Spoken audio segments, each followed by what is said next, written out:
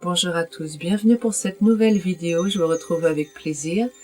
Je voudrais vous parler aujourd'hui de notre relation aux autres, d'amour, de rejet, de peur du rejet, de toutes les implications que ça a au niveau énergétique. En fait, je vais m'attaquer, si je puis dire, à un gros concept aujourd'hui, dont j'ai déjà parlé, mais je vais essayer de creuser un peu, parce que c'est ce qui m'intéresse en ce moment.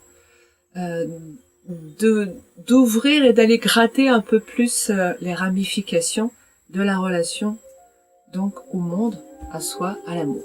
Alors, clairement, je me suis interrogée sur cette notion de peur du rejet. Évidemment, c'est quelque chose qui est très fort chez moi, donc c'est pour ça que je m'en préoccupe, mais ça existe chez tout le monde, puisque ça fait partie des blessures des blessures que notre conditionnement nous inflige dès le plus jeune âge, puisque nous ne sommes pas assez bien pour mériter l'amour inconditionnel de nos parents, qui n'en sont pas capables, et qui n'en sont pas capables de se connecter à leur source, et donc d'émaner la lumière de l'amour inconditionnel. Mais comme nous apprenons qu'il y a une notion de mérite, nous croyons que nous sommes coupables, donc mauvais, donc sans valeur. À partir de là, nous sommes dans le rejet de nous-mêmes, automatiquement.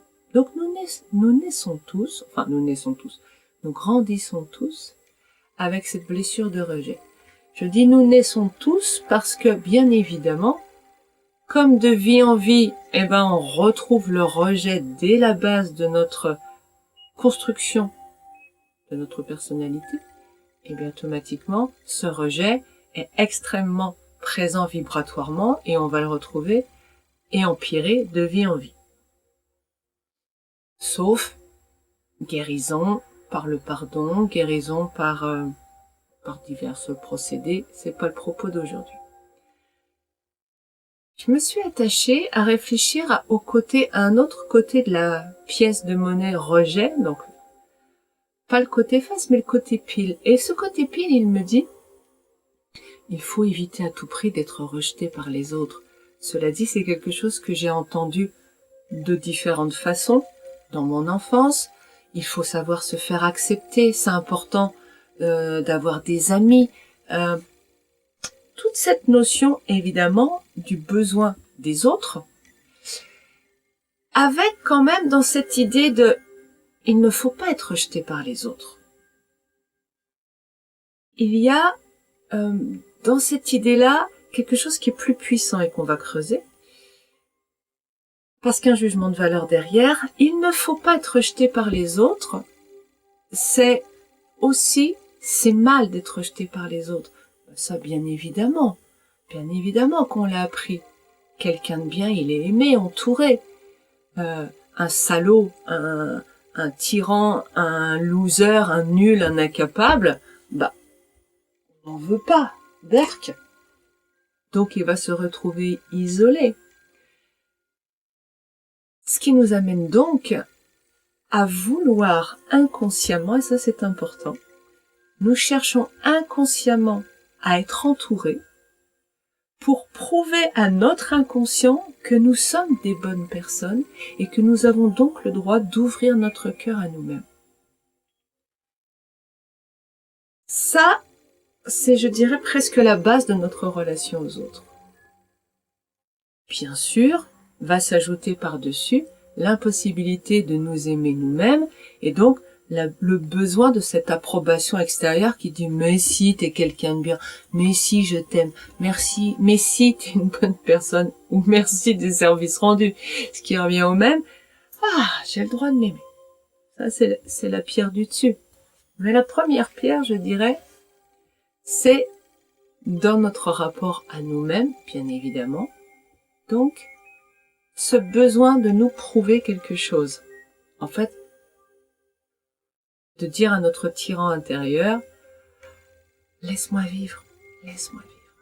J'ai besoin de respirer, j'ai besoin de m'aimer, j'ai besoin d'énergie. Bon. Toutes vos croyances en c'est bien, c'est mal. elles se retraduisent parce que c'est exactement la même chose que il faut, il ne faut pas. À l'intérieur de votre inconscient, quand vous vous dites c'est bien, vous vous dites donc votre inconscient, votre ego fait un amalgame. Non, c'est pas la même chose, mais là, votre ego fait l'amalgame. Je dois aller dans cette direction. Je dois, il faut, c'est la vérité, c'est l'autoroute, sens unique, c'est le seul chemin. Tous les autres sont inacceptables et donc mauvais, mal, c'est niette.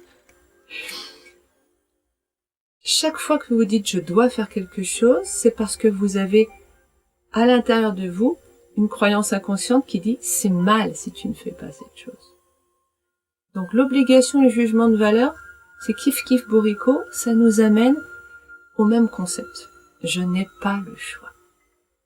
C'est pour ça que c'est si important de déconditionner vos croyances parce que sinon vous vivez comme une marionnette parce que vous n'avez pas le choix. Croyez-moi. Okay. Donc, quand je crois qu'il ne faut pas que je sois rejetée par les autres, pourquoi? Parce que c'est dangereux d'être rejeté par les autres. Avec mes 2 pierres là, dont j'ai parlé, la première pierre, ça veut dire que je suis nulle, donc j'ai pas le droit de m'aimer. Je suis mauvaise. J'ai pas le droit de m'aimer. De toute façon, j'ai pas le droit de m'aimer. Donc là, je suis en train de mourir, manque d'énergie. Et la deuxième pierre, j'ai besoin des autres pour qu'ils m'approuvent, pour que eux me donnent le droit que moi je me refuse. J'espère que tout de suite c'est clair pour vous que... Attendez, on voit pas ma main du tout. C'est clair pour vous que si vous avez cette première pierre, vous n'avez pas besoin de la deuxième. Si ici, vous avez un fondement, un socle qui vous dit « Mais oui, j'ai le droit de m'aimer, mais bien sûr, tel que je suis, comme je suis, avec tous mes défauts, toutes mes qualités, mais même si j'ai aucune qualité, j'ai le droit de m'aimer. Parce que c'est normal, c'est naturel. Je suis là pour apprendre, donc voilà. Je fais de mon mieux.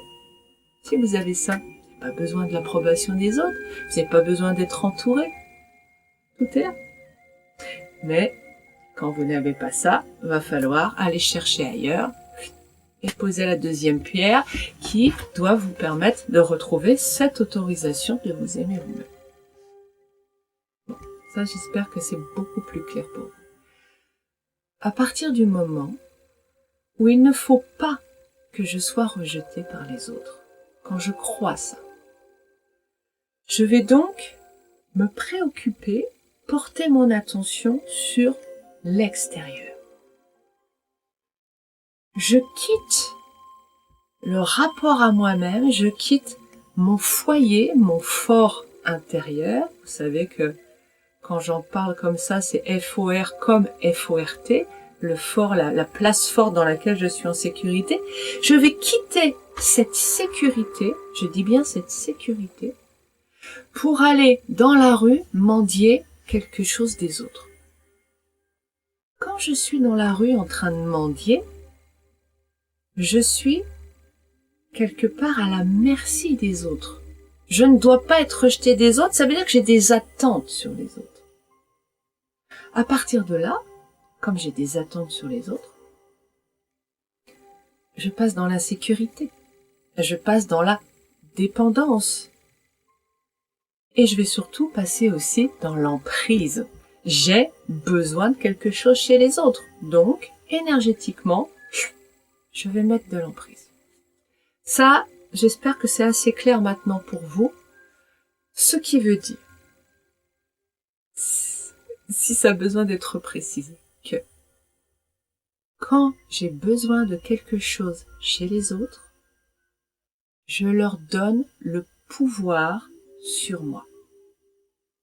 Je deviens une victime, mais pas de la vie, pas de l'autre, de moi-même, de ma croyance, qui me force à me mettre dans un état de soumission. La soumission, ce n'est pas faire ce que dit l'autre, pardon, c'est ouvrir un canal dans lequel je lui laisse accès à moi et donc tout pouvoir à sa négativité sur moi. simplement parce que j'ai des attentes, c'est-à-dire que je veux quelque chose. Quand je n'ai pas d'attente, quand je ne veux rien, je suis chez moi. Je suis pas en train de mendier. Donc, je suis chez moi. Je suis en totale sécurité. Est-ce que je peux avoir des relations avec les autres sans attente? Oui, bien sûr.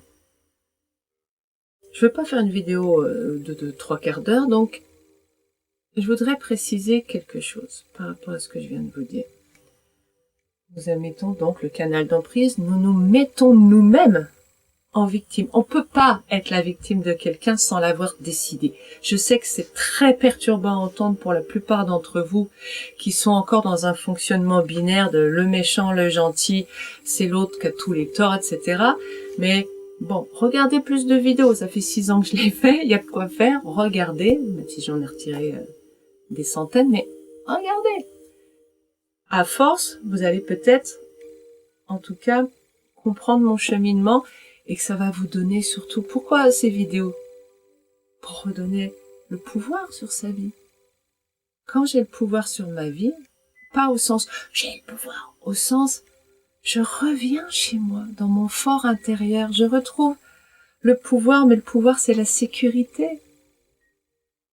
Et quand je suis ici chez moi, je retrouve la connexion à ma source, donc je suis nourrie, donc je suis heureuse, et donc je suis remplie d'amour.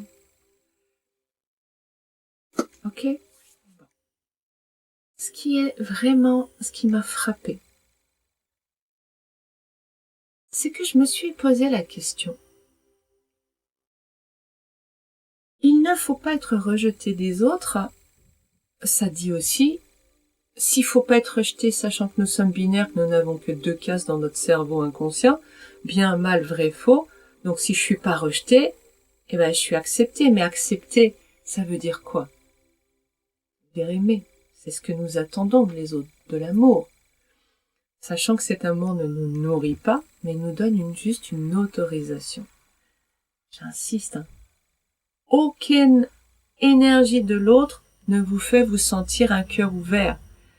Ce que nous ressentons quand nous sommes fiers de nous, quand nous sommes heureux, c'est notre source, pas celle de l'autre, pas l'énergie de l'autre. L'énergie de l'autre, c'est, nous l'interprétons comme une autorisation. Mais ce n'est pas ça qui nous fait nous sentir bien. D'accord? C'est juste un stimulus qui dit, oui, vas-y, ouvre ton cœur. Bon. Mais alors, donc, question, comment je sais que je suis aimée, en fait? Parce que je vois bien quand je suis en relation avec quelqu'un, il y a des gens que je trouve froids.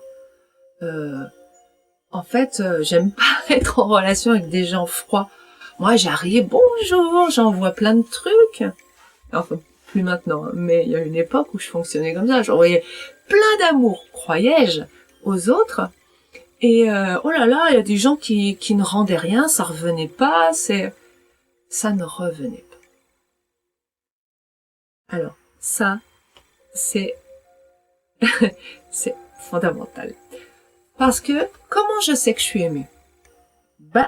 Finalement, en creusant la question, je me suis rendu compte, c'était que quand il y avait quelque chose qui venait à moi, quand je sentais quelque chose qui venait à moi,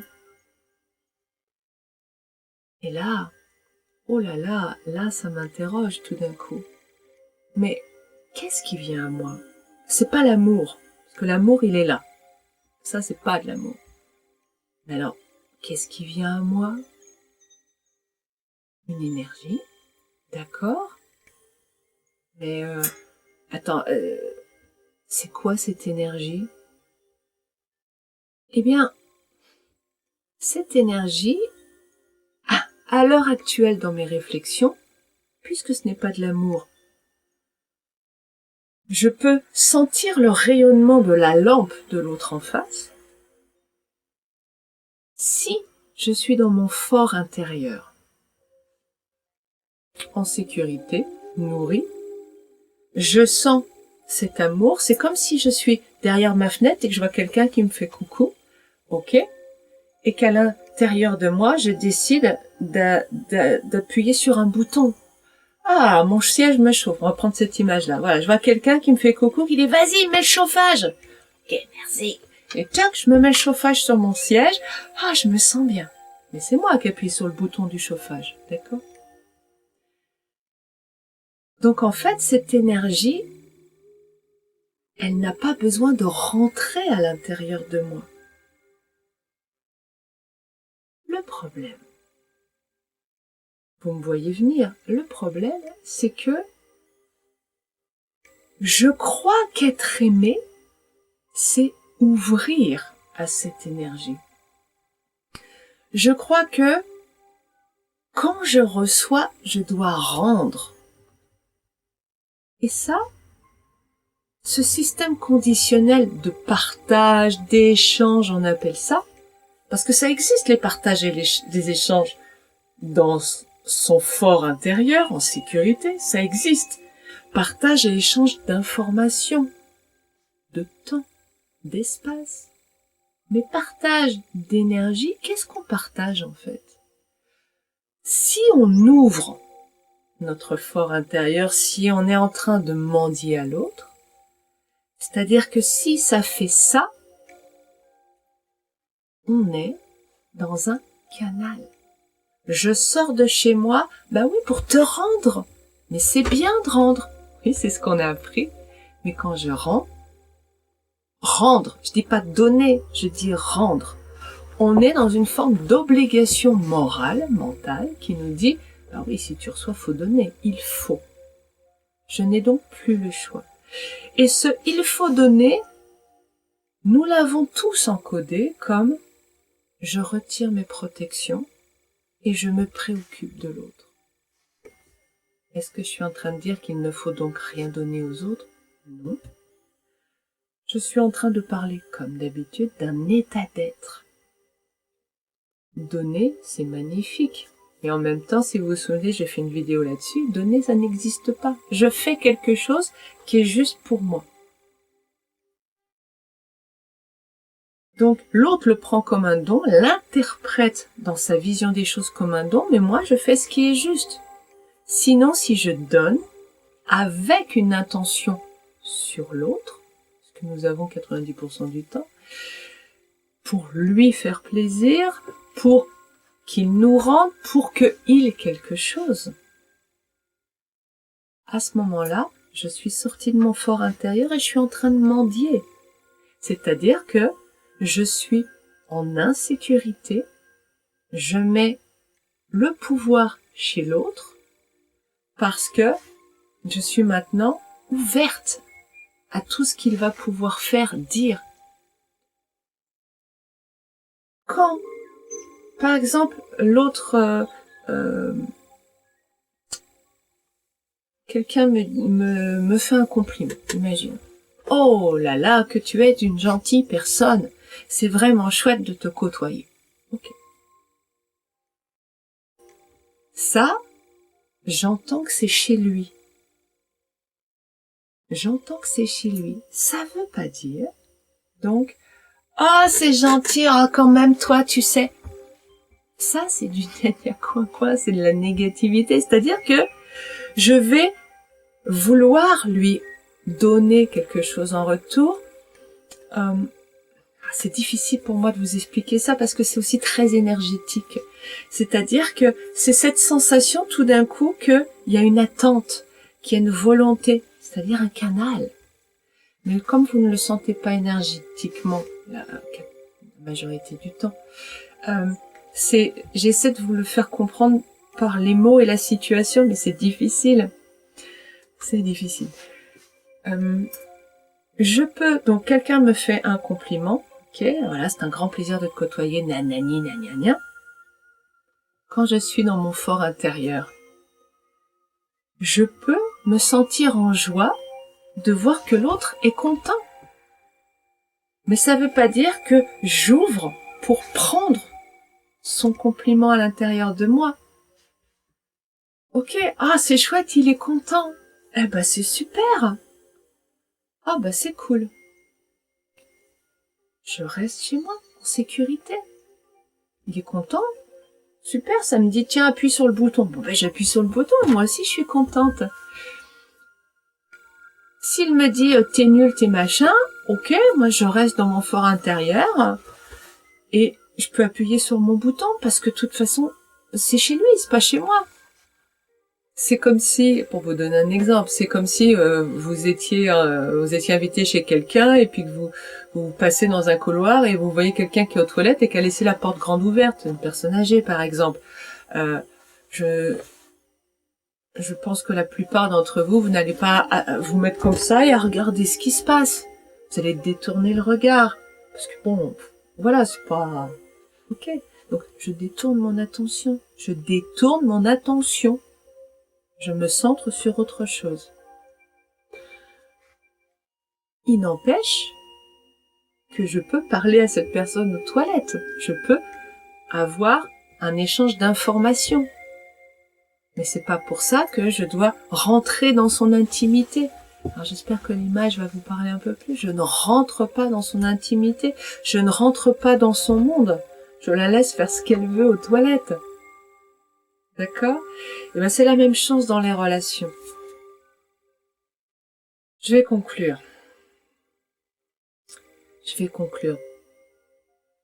En fait, ce que je veux essayer de vous faire comprendre dans cette vidéo, je n'en suis même pas sûre moi-même, mais c'est cette impossibilité que nous avons appris par nos croyances à nous protéger de la négativité des autres. C'est cette trop grande ouverture. Combien sommes-nous à être très réactifs émotionnellement à la violence des autres, à leur colère, à leur négativité? Si vous êtes dans la réaction, c'est que vous êtes ouvert. Sinon, ça ne vous touche pas. Être touché émotionnellement veut dire je suis ouvert. Nous croyons que l'amour des autres, l'énergie qu'ils nous envoient, c'est l'amour. Non, ce n'est pas de l'amour. Quand vous sentez une énergie qui est vers vous, et vous voyez ce geste, elle est quasi systématiquement dans l'emprise, dans je t'envoie quelque chose pour recevoir. Parce que l'amour inconditionnel ne va pas comme ça vers vous avec ce grappin, il est là.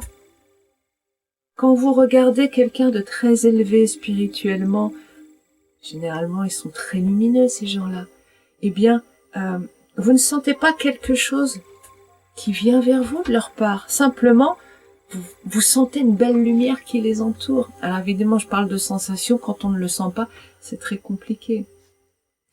Mais c'est cette idée que l'amour n'est pas possession, c'est cette idée que l'amour n'est pas direction.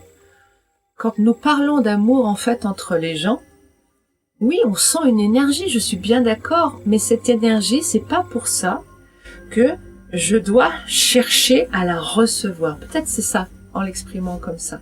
Elle appartient à l'autre. Je reste dans ma protection, je ne suis pas en train de mendier, vas-y, donne-moi en plus, oh tu m'aimes. Non, tu m'aimes, c'est merveilleux. Qu'est-ce que tu dois être heureux? Mais c'est chez lui, c'est pas chez moi. Moi, ok, je peux appuyer sur mon bouton. Ok. Parce que tant qu'on n'a pas nettoyé toutes ces croyances sur la possibilité de nous aimer, eh ben si quelqu'un nous aime, super. J'appuie sur mon bouton, mais je ne cherche pas cet amour. Je m'en réjouis pour l'autre. Ça ne s'ouvre pas ici. C'est subtil ce que je suis en train d'essayer de vous expliquer. Cette protection, elle doit rester en place en permanence, dans tous vos rapports, y compris avec l'être aimé, y compris avec vos enfants, y compris avec vos parents. Elle n'a aucune raison, et non seulement elle n'a aucune raison, mais il est fondamental de conserver cette protection au sens je reste chez moi. Et je ne vais pas mendier et je n'ouvre pas la porte. Je reste chez moi. Est-ce que ça crée un sentiment de solitude? Vous pourriez vous le dire. Eh bien au contraire. Ça crée un sentiment d'une immense sécurité. Donc, quand je suis en sécurité, mon cœur s'ouvre. Comprenez que quand je m'en dis, j'ai peur de pas avoir quelque chose dans ma main. Donc, mon cœur se ferme. La peur ferme le cœur. La sécurité ouvre le cœur. Quand je suis dans le confort, je peux me détendre.